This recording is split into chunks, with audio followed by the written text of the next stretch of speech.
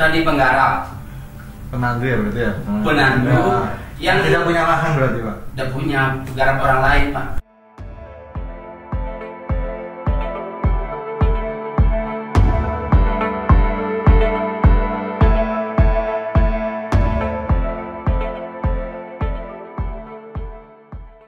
Kalau masa kecil saya sebegini Pak, mungkin ini juga berhak buat saya untuk survive, untuk selalu berpikir positif gitu.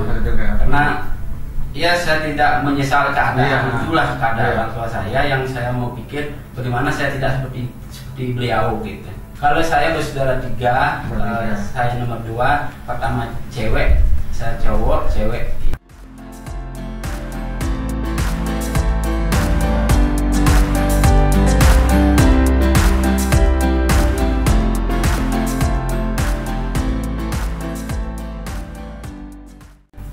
Kalau sama saya dua-duanya sih Pak. Paling dekat? Paling dekat sebetulnya saya gini, dekat dalam konteks hubungan emosional. Emosional, apa gini? Karena pola hidup kita nggak seperti anak zaman sekarang, tua memahami anaknya, kita tuh seperti parsial kerja tanpa harus.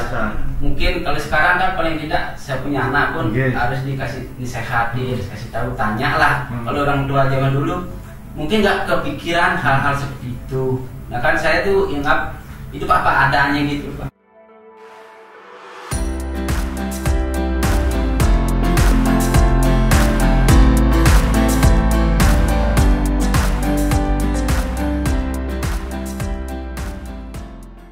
Kita udah dari SD udah dibebani, bukan dibebani, dikasih tugas.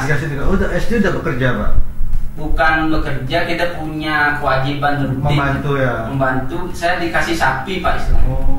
Dikasih sapi, taruh di Tegalan, taruh kan yang ada di ujung desa. Saya masih sekarang di ujung desa. Saya tiap pagi harus ngasih makan, balik sekolah siang, sore harus cari rumput untuk itu. Saya tanggung jawab sendiri tuh.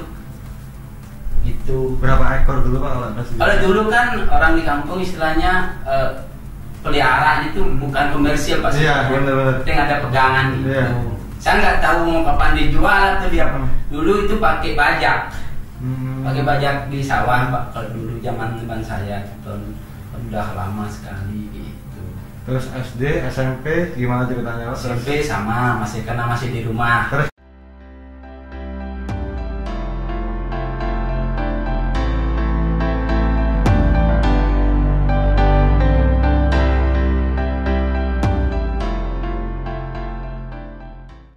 STM sebetulnya saya dari SD Pak ya, cita-cita saya karena saya punya paman jadi tukang Pak saat itu. Saya pilih prinsip saya gimana saya bisa seperti paman saya, bisa bekerja, punya skill skill jadi pertukangan gitu. Makanya saya jujur saat mau tamat itu satu, saya nggak ada pilihan lain selain itu.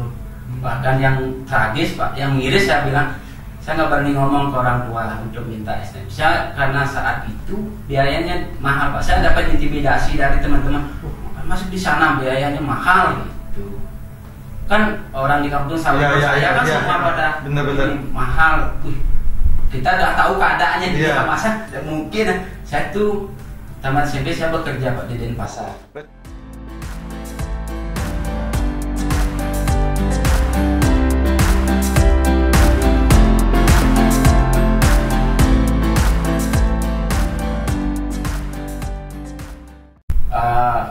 Sekolah karena saking excited Pak. Sekolah saya itu nomor 1 di Indonesia saat itu karena bantuan Jerman. Itu STM itu.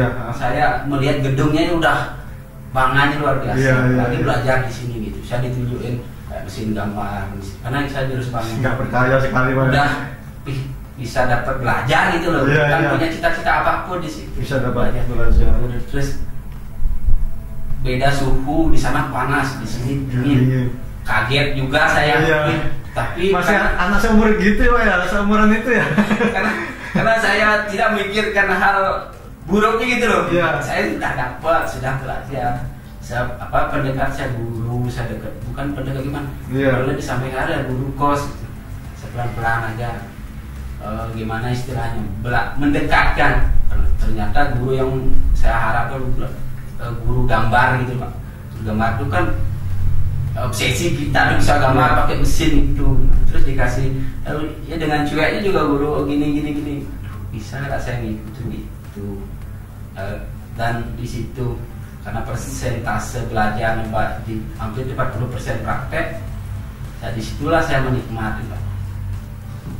Nah di pelajaran saya juga di teori itulah sungguh-sungguh Pak ya waktu itu ya, karena dalam keadaan seperti itu ya. Terus impactnya apa, saya maaf bukan orang pintar, dari SMP dari sini punya nilai rendah ya. Karena di situ nggak tahu saya karena keseriusan ya, jadinya jadi begitu dapat pertama Pak, saya dapat ranking 1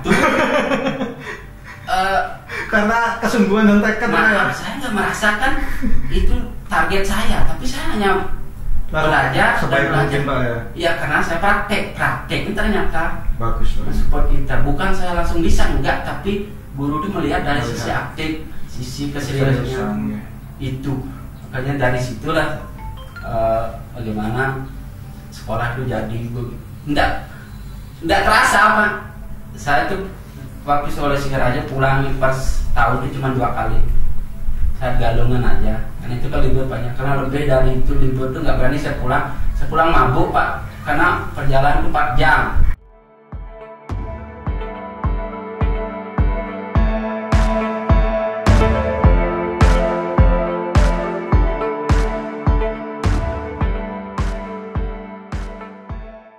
Tamat gimana Pak? Setelah tamat saya lamar biasa, saya numpang ke kakak, nggak bisa.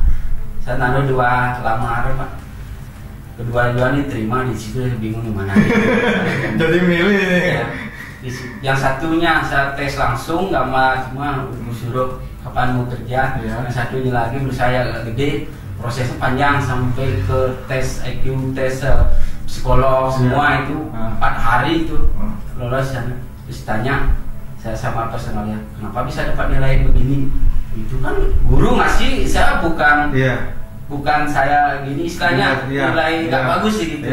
Tanya situ nilai abal-abal kan. Ya ya Pak adanya. Terus saya dikasih dia ke lapangan Pak.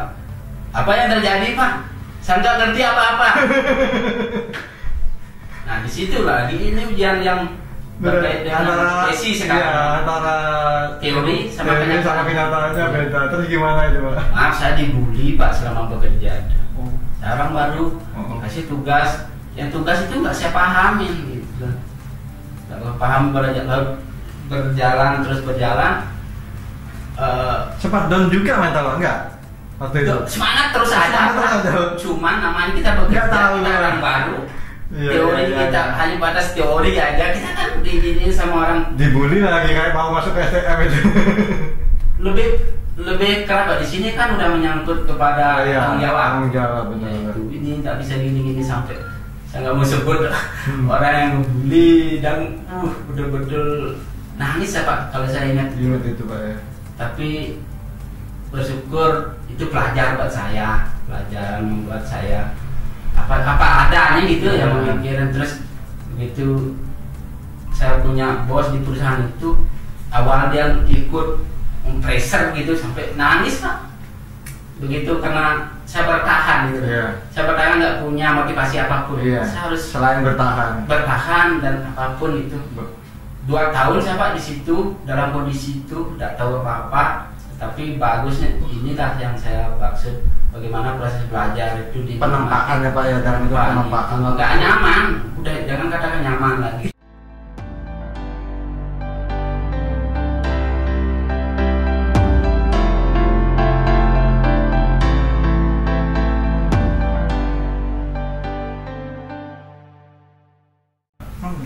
Saya semangat dan di sisi lain Pak, saya mulai diinin orang, dipercaya orang itu dalam artian mulai ada celah-celah dikit-dikit. Ya orang mengenal saya, sampai di tempat kos, tolong dibantu buat gambar ini, saya mau bangun gini. Dengan teori dan dengan praktek saya jelasin, orang mulai nangkep, orang mulai paling tidak nyambung komunikasi. Saya mau gini, saya tuang terus untuk gambar, gini masih. Nah di situ mulai ya artinya kerja semakin arahnya makin dan kelihatan ya, ya, di sini sampai singkat cerita saya 7 tahun 6 tahun Pak di perusahaan pertama itu saya nggak pernah kemana-mana berpikir. Di situ saya paling tidak tempaan situasi yang membuat saya tuh dipercaya, bukan kita merasa udah ini percaya, ternyata konsistensi, semangat sangat bisa membuat saya lebih kebidan dan tetap belajar. Itu jadi ibaratnya gini, kita ingin belajar ada media belajarnya enggak, itu kan penting. Dikasih kita kesempatan, di situ lah kasih kesempatan ya, jalan lah terus Pak.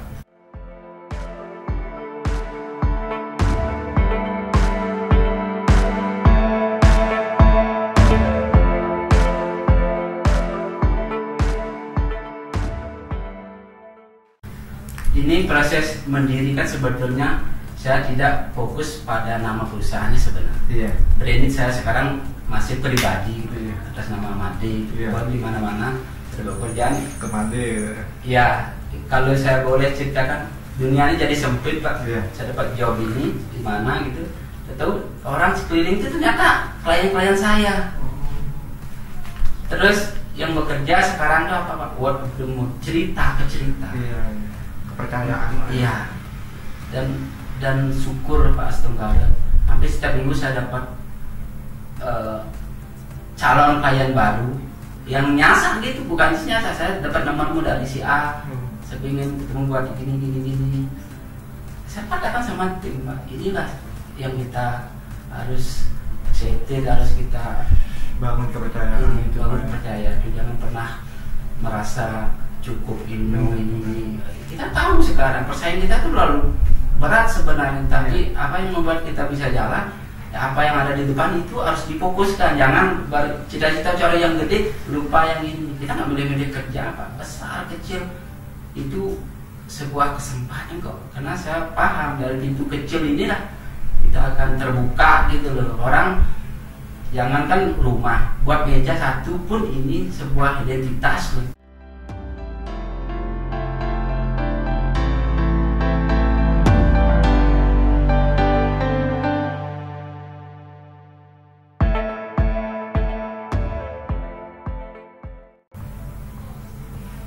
Tegar pasti.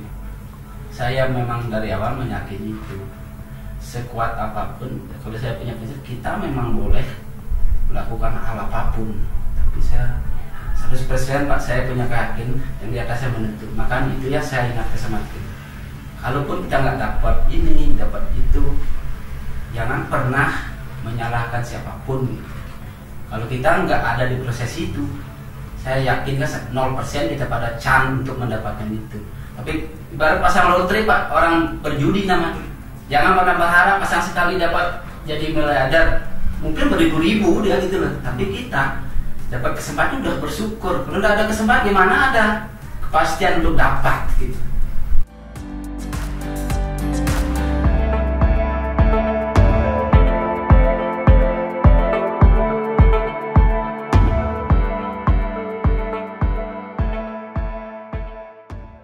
Pertama saya yatim terdekat dulu.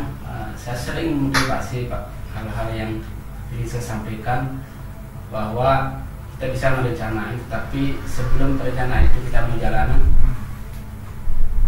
doa, sehingga apa yang menjadi semangat itu paling tidak dibukakan motivasi gitu. Motivasi di zona nyaman itu kan ibaratnya pilihan. Kita memilih yang nyaman di awal, atau kita mau menunda dan mencari sesuatu yang buat menurut kita, apapun yang kita geluti. Karena saya meyakini kerjaan apapun di dunia ini mulia Pak sebenarnya. Ya tergantung kita. Banyak sekarang anak muda kan prosesnya kadang-kadang dilupain. Karena mau jadi apapun harus berproses gitu.